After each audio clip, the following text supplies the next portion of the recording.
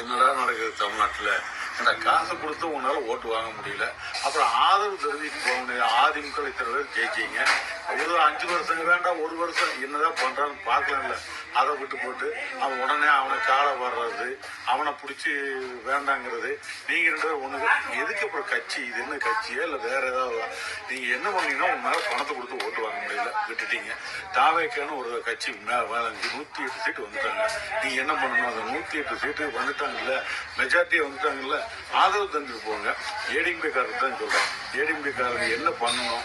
நீங்க உங்களால ஆட்சி அமைக்க முடியல, பணத்தை கொடுத்தீங்க, கொட்டி கொடுத்தீங்க, வாங்க முடியல, எந்த பிரச்சனையும் உங்களால பண்ண முடியல. சரி, ஒரு ஆள் வந்துட்டா ஒரு ஆதரவு வெளியிருந்து, சரி நாங்க ஆதரிக்கிறோம், ஒரு ஆட்சி அமைக்கட்டும், 1 வருஷம் கொடுத்து பாருங்க என்னதான் பண்றாங்க பண்ண. அதுக்கப்புறம் அவங்களும் ஏதாவது பண்ணா நீங்க காலை பாதிப்பீங்க. அது விட அந்த உடனே அவங்களுக்கு ஆட்சி அமைக்கக்கூடாது, பண்ணக்கூடாது, நாங்க இத்தனை பேர் இருக்கிறோம் செய்யறோம் அப்படின்னு எதுக்கு? ஏன் இதெல்லாம் பேசிட்டு இருக்கிறீங்க? ஒரு தடவை வாய்ப்பு கொடுங்க. ஏடிஎம்காரங்க வெளியேறது ஆதரவு தந்தது தான் இந்த கட்சி 1 வருஷம் நடக்கட்டும், என்ன நடக்குதுன்னு பார்ப்போம். 5 வருஷம் அதுக்கப்புறம் என்னன்னு பேசுவோம். நான்